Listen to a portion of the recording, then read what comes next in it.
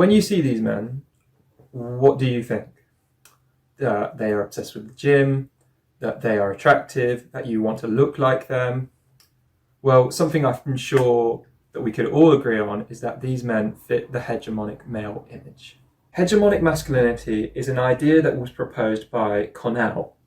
It is the idea that certain types of men hold the dominant position in society and justifies the subordination of common male population and women, and other marginalised ways of being a man. In the modern age, hegemony is associated with body image to a large degree. Muscularity has varied over time in its importance for hegemonic masculinity. Jeffords in 1993 proposed that muscularity has increased in importance in a post-third wave feminism age to compensate for feelings of inferiority due to increases of status in women and losses in the Vietnam War. In light of the movement away from labour-intensive jobs where men no longer gained muscularity working, men have increasingly turned to gym culture and actively work to become more muscular. Pope et al. Argue that this trend is indicative of media imagery that has come to emphasise bulging muscles and rock-hard physiques. Hegemonic masculinity has been described as aggressive, competitive, dominant, emotionally detached, and as involving and reinforcing the objectification and subordination of women. This is particularly the case online, where the projections of the male body image have only become more prevalent. Integral to the legitimisation of hegemonic masculinity is the subordination and marginalisation of other masculinities on the basis of ethnicity, sexuality, and/or class position. This creates a dominant hierarchy of gender and masculinity, but also demonises the hegemonic male as an aggressive, unlikable person. Men who participate in fitness culture become associated with the negative traits of the hegemonic masculinity, that they are innately oppressive to the genders and sexualities viewed as hierarchically below them. This is in direct opposition of Connell's later theory of inclusive masculinity, wherein male relationships between more or less hierarchically successful men can exist. This is achieved in different ways depending on the individual relationships. Pascal and Bridges argue that displays of inclusive masculinity symbolically distance men from hegemonic masculinity and fortify existing social and symbolic boundaries in a way that work to conceal systems of power and inequality in historically new ways. One of the first examples of a typically hegemonic male forming a more inclusive masculine fanbase online was Aziz Shavershian, also known as Ziz. Since Shavershian's death due to a congenital heart defect in 2012, Ziz's community only grew, but it also latched onto other figures in the fitness community, perhaps most notably David Blade and the Jersey Boys. Aziz Shavershian, better known by his online moniker Ziz, was a Russian-born Australian recreational bodybuilder, born in 1989. Ziz gained a large following online, specifically on bodybuilding forums, for the transformation of his physique from a skinny teenager to someone that resembled the ideal fitness model. Instead of pursuing the physique of a traditional bodybuilder, Ziz instead pursued the aesthetic body that men could more realistically see themselves attaining. It was for being such an attainable inspiration that Ziz gained such a devout following, and this online community only increased in size after his sudden death in 2012 at the age of 22. So within the Ziz fandom, an international fanbase of thousands of young men who idolise Ziz, displays of vulnerability and affection in inclusive relationships are relatively common. Yet bodybuilding has been in the past described as hypermasculine and unemotional. Traditional masculine feelings rules forbid men from appearing weak or caring, especially in front of each other. However, the work of Taylor Marshall has found that men who conform to this hypermasculine image actually display acts of emotional intimacy and vulnerability as a way of engaging in inclusive masculine circles, and the idea that more muscular men express these oppressive hegemonic tendencies is only upheld by less muscular men. These men's conformity to hegemonic masculine ideals function to compensate for their inclusive masculine practices. These men's conformity to the hegemonic masculine ideals functions to compensate for their inclusive masculine practices. This is consistent with research showing that men who evoke traditional masculinities, including muscular men, often do so in order to complement stereotypically feminine practices, such as taking on more parenting duties, and by openly expressing love and affection for their children and female significant others. So, the Z's fandom acts as a hyperbole of this. These men who appear hegemonic are displaying inclusive masculine relationships, largely because Z's himself encouraged them to do so. It is through how the fandom tackles sexuality and gender that we see these displays particularly come into play. Z's and sexuality. The dehomosexualizing strategy of no homo is often combined with irony to become yes homo or full homo, or other instances of apparent homosexual desire. For example, this comment, I send my love from Scotland, I love you, full homo, heart emoji, heart emoji, heart emoji. So the Z's fandom claims that the evolution from no homo to full homo was because the joke got stale. It also reflects cultural shifts towards the inclusion of marginalised sexualities in online spheres, even if it's in a joking fashion, as it shows that men no longer feel they need to apologise for emotional intimacy and can bypass apologising with humour. While being oppressive to marginalised sexualities is of course a byproduct of this, the intention is instead to playfully transgress masculine emotional ideologies which inhibits attachment between men. By being ironically homosexual, they are being inclusive to marginalised sexualities while also maintaining the heteronormativity expected of the hegemonic male they are aspiring for. And they confirm McCormack's 2012 suggestion of homosexual roleplay as ironic heterosexual recuperation, where in each case the proclamation or subtle indication of same-sex desire is a means to maintain a heterosexual identity. These displays of hegemonic and inclusive masculinity offer differing presentations of the self, and I want to see if this is maintained today, and therefore how. But what is presentation of the self? So, do you remember that meme from late last year? The LinkedIn versus Facebook versus Instagram versus Tinder meme?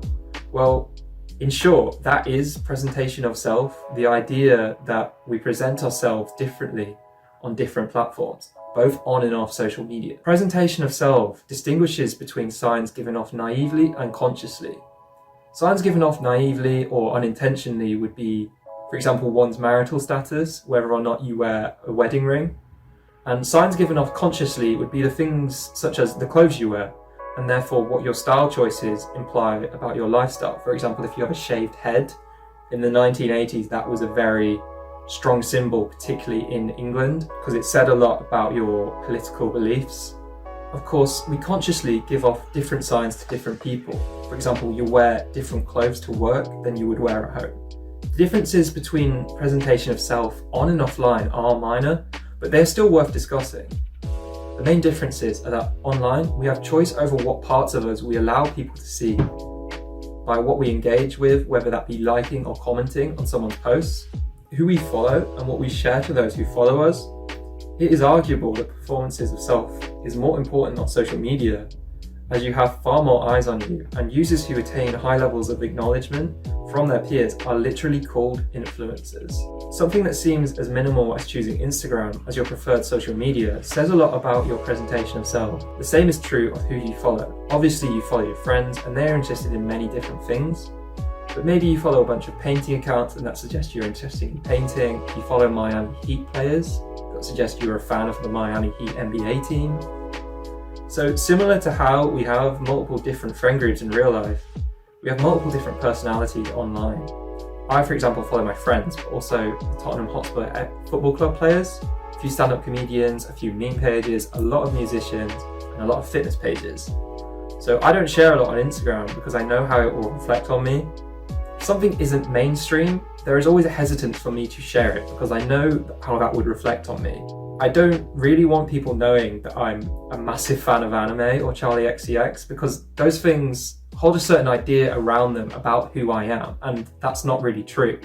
So this relates back to inclusive masculinity. As a male fitness influencer, there is a hesitance to present yourself as more feminine, because of the desire to appear as a hegemonic male. Can further relate this back to Z's. While in 2010-2013, most of the fandom surrounding Z's happened on dedicated bodybuilding forums. The fandoms that surround David Lade, as an example, are happening on much more accessible platforms such as Instagram. So David's presentation of self is going to be a lot more closed off than Z's was on these bodybuilding forums, and the same for his fans. So I thought it best to analyse this through an online ethnography approach. Online ethnography, sometimes referred to as digital or virtual ethnography, is the process of collecting data by immersing yourself in an online sphere, in this case the YouTube and Instagram comments and captions of what these guys post. Some of the things I have to keep in mind when choosing my data set for this are that the subjects I choose have to have posted enough social media content recently, that they are over the age of 18, that they have a suitable social media following, let's say 100,000 followers on Instagram. As all of these people here are verified on Instagram, I feel it unnecessary to not disclose who these people are. So these are the accounts I chose: David Lade, Lex Little, and Russell Orhe. So the fandoms that surround these guys mirrors the Z's fandom to certain extents, namely the male bonding through humour. Similar in part to what we see on YouTube Let's Play series, these men assert their heteromasculinity through ironic homosexual suggestions. A majority percentage of the displays of hegemonic masculinities amongst these three are their engagements on Instagram. On Instagram, a majority of posts are photos and short clips, similar to these Z's edits that we saw, with some personal or funny posts scattered in there. This is large in part because of the Instagram platform rewarding its influencers for posting certain types of content. This is mostly surface level professional content that doesn't really allow for more open displays of one's personality or for more open discussions around particular topics.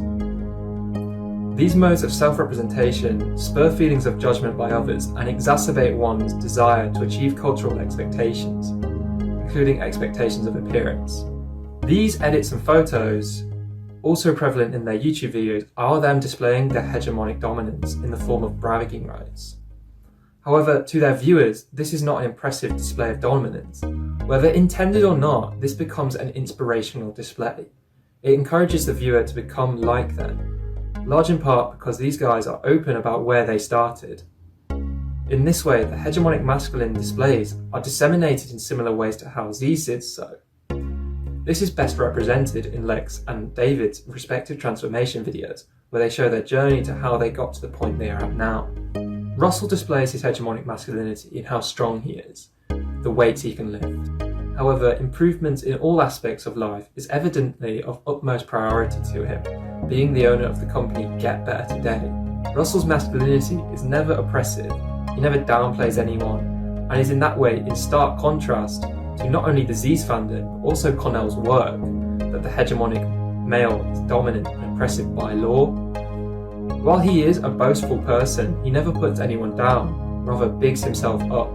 The same cannot be said of David Lade and Lex Little, who constantly berate their friends in their YouTube videos for being weak or looking like shit. For example, in the video Training to Become an IFBB Pro, he comments on his friend Anthony's arms, saying, "Yo, your arms are mad long. They look awful." Whether ironically or not, they are fully conforming to the hegemonic male discourse of being a dominant person. They are likely afforded this luxury as their friends know that this is a joke, but it still fits Connell's theories surrounding hegemonic male discourse and the expectations of hegemonic male relationships. So what do we see of inclusive masculinities? Inclusive masculine displays are far more common on YouTube, where the expectation is longer form content, where you are afforded the luxury of being more personal, and therefore displays of inclusive masculinity are far more prevalent.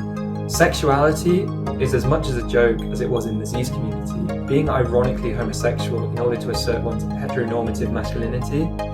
This is likely done in order to offset both the bromances that are present in their videos, but also the pursuit of the body is a more feminine goal. In the Lex Little video, first push day in months plus a Gymshark haul, Lex tries on a pair of blue joggers and says this. Wow, they have zipper pockets too, and it's really soft on the inside. I can grab my own fucking wiener, dude. I can grab my own cock. That's how deep the pants are. So, I just want to set several examples where Lex and his friend Joe conform to this idea that we discussed earlier, wherein by performing as homosexual, they instead enforce their heteronormative relationship. This portrayal of the male gender is prevalent in these videos too. These portrayals mostly fit the discourse of hegemonic masculinity, in that they are performing as men. However, ironic displays and even non-ironic displays of femininity take place as well. David Lade presents as predominantly more male, at least more so than either Lex or Russell does. He is a very loud, extroverted person when talking, and his interests appear to be in all predominantly male things, whereas Lex and Russell express interest in things that deviate from what is expected of the hegemonic male and even men as a whole. For example, in the video 7 Weeks Out, Russell states, like, I exclusively sometimes listen to women rappers like Mulatto, Meg Thee Stallion, City Girls. It is in this way that this deviation from expected gender portrayals is explored by these men. The assumption that men who conform to the hegemonic male image conform exclusively to the hegemonic norms of masculinity is clearly wrong. There is a shift towards being more inclusive of other types of man, evident from even just 2012 to now.